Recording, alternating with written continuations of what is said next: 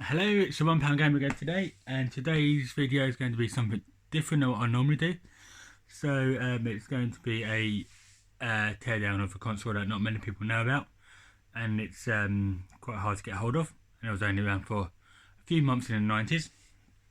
So you've all probably heard of Amstrad and the CPC line of consoles or computers, but this one is a GX4000 for the home market. So it's a home console from Amstrad, and there was two versions of this. So this was the first version, and the second version had a sticker or a print in here to say which hole to put the power supply in. And there's a reason for that, because it has got two power inputs on the back. One you can use, one you shouldn't use. So yeah, the one you shouldn't use, they'll basically make it go pop. So it's I believe it says it here, and you should never plug in the power brick into the wall and then into the console, otherwise that'll short it out. So yeah, so today I'm going to be taking it apart. So if I break it, it's going to be hard to replace, especially in so good condition, because this, when I got it, is in perfect condition.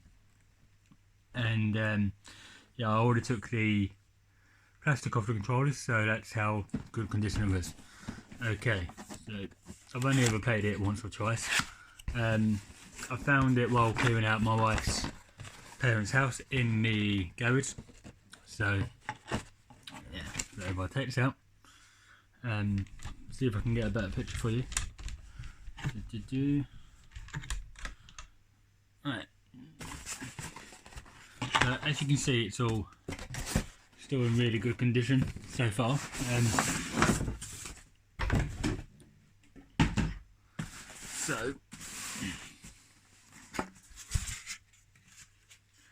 And this is obviously not how the cables were, but still the original bubble wrap. This is the console itself, so it's quite small. So as you can see, there's two holes there. That one's been blocked over, so I'm guessing this might be the second one, or the 0.5 version. So you can't just put anything in that one. That's when you put the power in. So it's pretty simple. Two screws by the looks of it, and I think they were going to put an add-on, an adapter at the bottom. So yeah, the cable to the TV, which is a bit manky. Yeah, it looks like it's had glue on it, so no need to look at that. And came with cartridge, burn the rubber. 1990, that says. So getting the controllers out of the way is the bit of the plastic for the controller, and control for you. So they would have just been on there, but it's come off, and might be able to stick that back on. So I'll be taking the controller apart, one of the controllers and the console apart, and leaving the other controller to the side.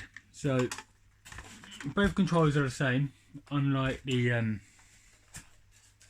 early consoles where controller 1 for player 1 was different to controller 2. So see if we can get a closer look at this while I take it apart. As close as possible. So by the looks of it, all I'll need is a Phillips screwdriver or cross-sector screwdriver. So now this is the first time I will be taking it apart. So just two normal screws on the bottom, one at the top and one at the bottom.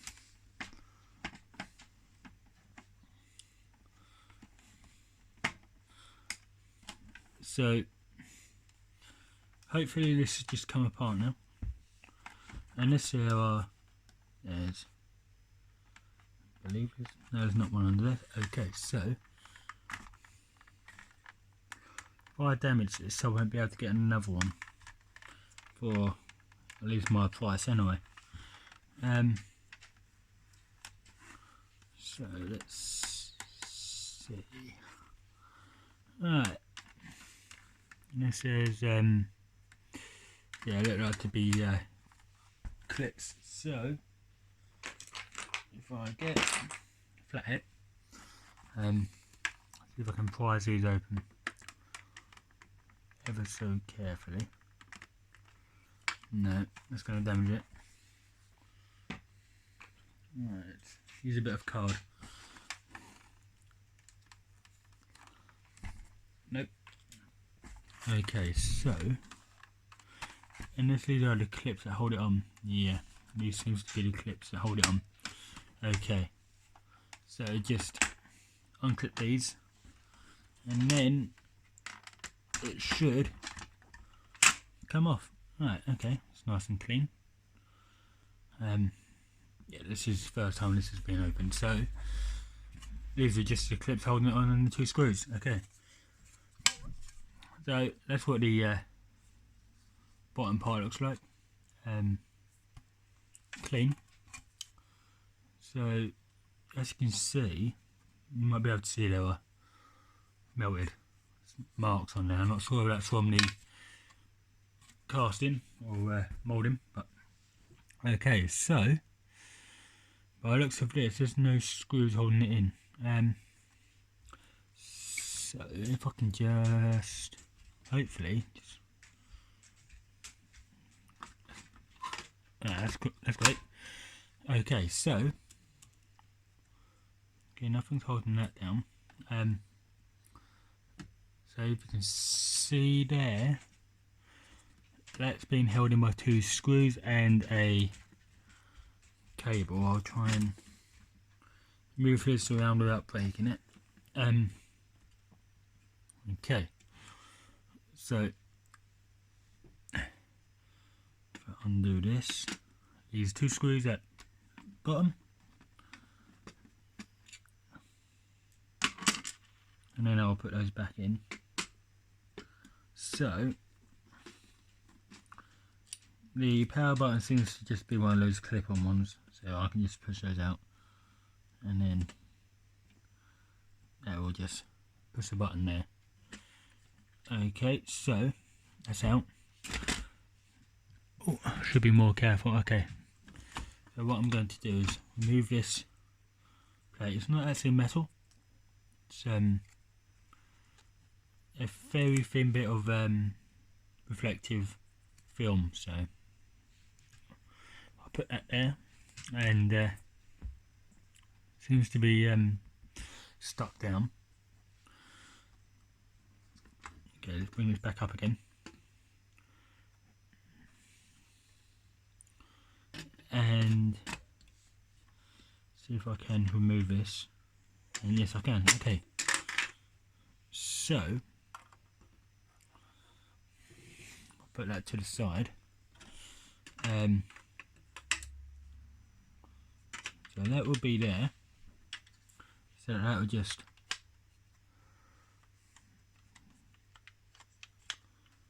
move sideways, so that will lock the cartridge in place. So this little part will, let's see, lock into that part there.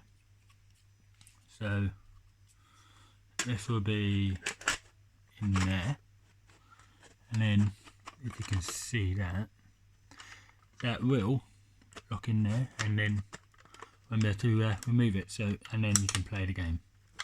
So it's pretty simple. So I've removed that, and power button. There's only one button, so I can just take that out. Okay, I'm not going to take the door off because there's no need. Okay, so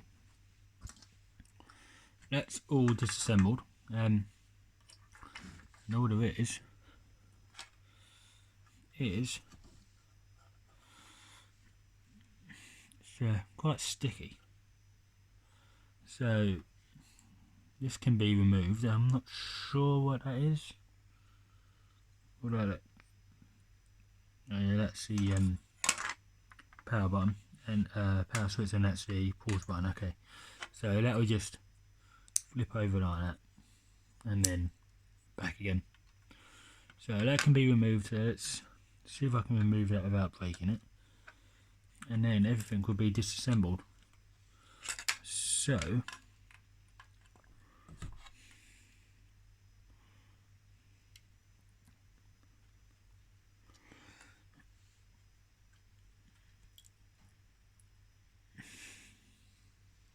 let's see. I think we use this to pull up. Nope.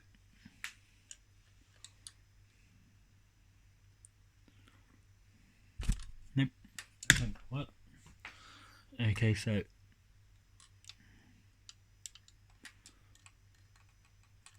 no, I don't think I can take that out. If you can see, I think it's locked in. So that's annoying. Okay, so let's see if we can see any markings on the board. Any dates. So there's, I think it's 1990 right there. Yeah, so the SCART output, the RF module, and I'm not sure why that one's for, so let's have a look, see if it's on the, whoops, no, there's no markings on the casing at all, so, and the other connection, my brain's gone dead again, so yeah, so I'm not sure where the power, there's the power supply. So I don't know why they had two jacks, and I'm guessing that was for that spring. Okay, so let's just get the screwdriver and put that back together, hopefully. So we'll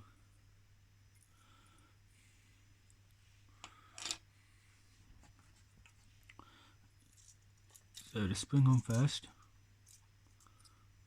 I didn't actually see the spring come off, so perfect size for that. And then all you do is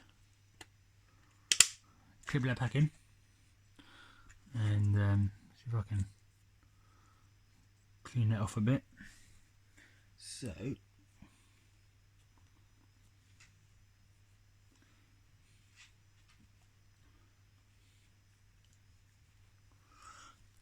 there you go, that's better. And then put that back in, hopefully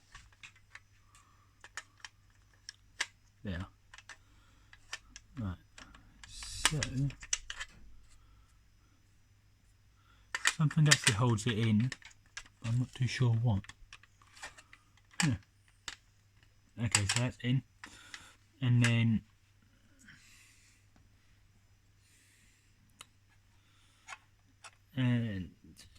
turn it around. And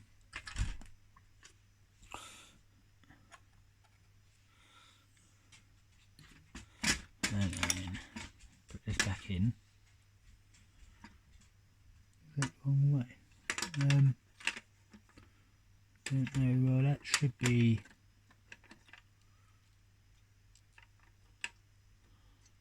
there, I think. Where's the other way around? It's the other way around. Yep. Nope.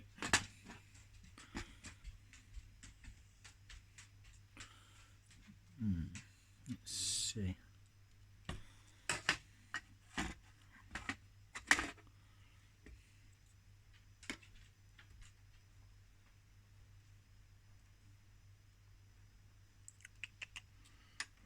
Right.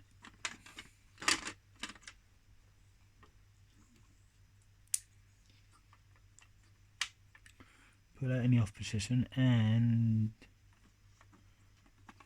yep. If I go by the holes, it should be there.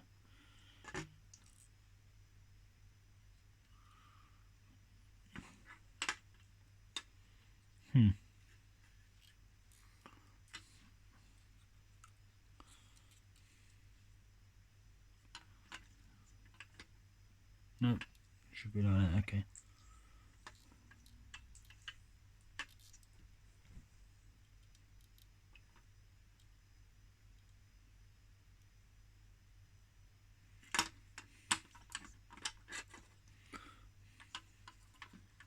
So,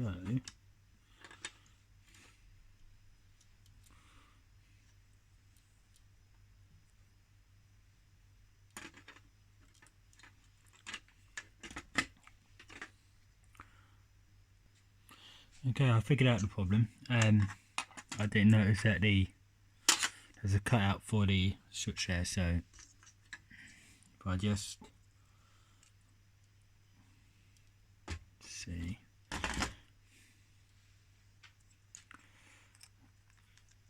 put that in that cutout, and then put it on the off position, and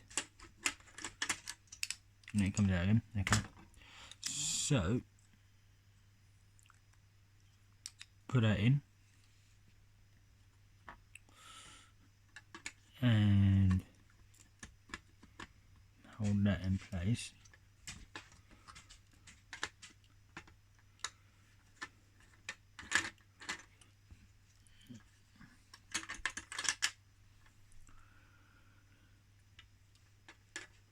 So I'm hoping to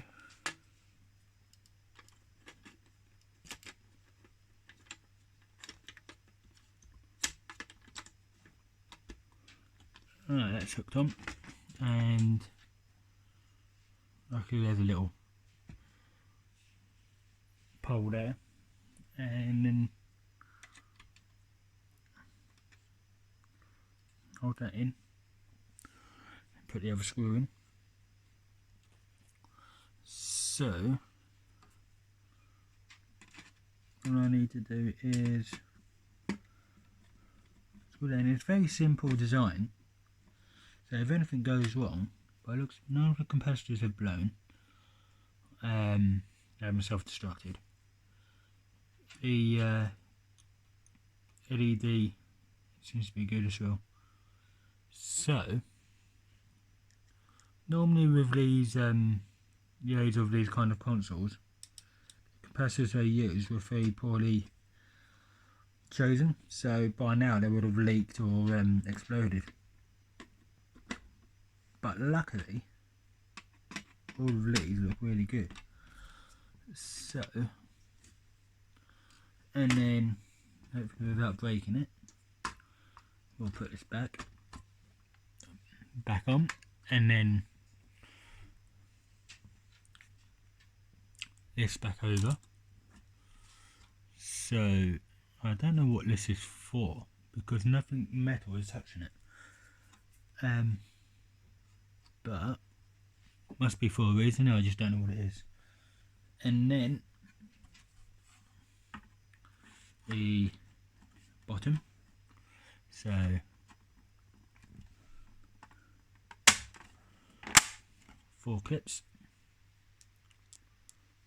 and 2 screws.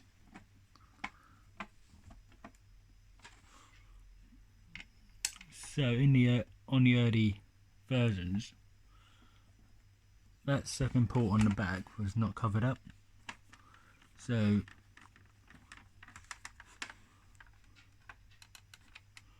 if you put the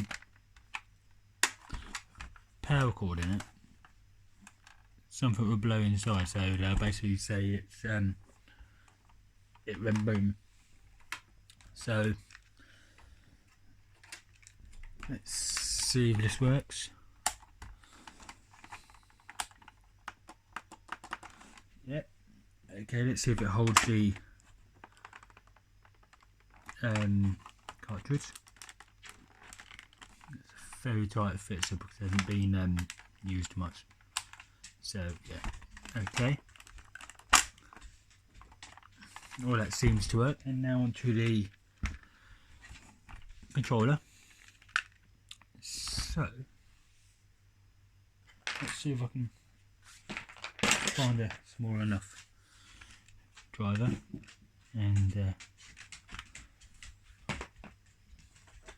okay, right, so there's only 5 screws in the rear positioning, but there's only 5 screws and technically 3 buttons, reminiscent of the NES controller in the layout. 1, 2, 3, 4 and 5. So hoping they would just come apart with no clips. Okay, so the brown PCB, and hopefully just take that off, and membrane is still in good condition, so not much dirt on that, just a little bit on that one, and that's it. And yeah, one of the most simple PCBs you can find really. It's got number 2, this might be player 2, so no corrosion on the contacts at all, mainly because it hasn't been used at all really, probably once or twice, maybe 3 times, and that's it. Because there's only one game and that there I found, and yeah, it's not very good. So, and that's it. Yeah, the buttons are hard plastic. One of the most simple designs other than the Atari, and easy to take apart, easy to fix hopefully, and easy to put back together. So let's put this back on and get it done up. So that was easy. Up, down, left, right, and A and B. So, and a slightly different connector on the bottom as well, I'll show you in a minute. So back in the 90s, most consoles had the same connector for the controller, so it was a easy connector to make and use the signals. This one seems to be slightly different, so it looks like a Master System or Mega Drive connector, but as you can see, these 2 pins are slightly bigger, so don't know if there's any connections in there or it's just holes to stop. So you know the pins are the same, they're just slightly bigger on the holes. Okay, so that was the teardown of the boxed, quite rare Amstrad GX4000. So hopefully I weren't too boring, and hopefully it still works. Okay, so that'll be it for today, and yeah, that was a teardown of the Amstrad GX4000, and £1 game it out. Have a good day.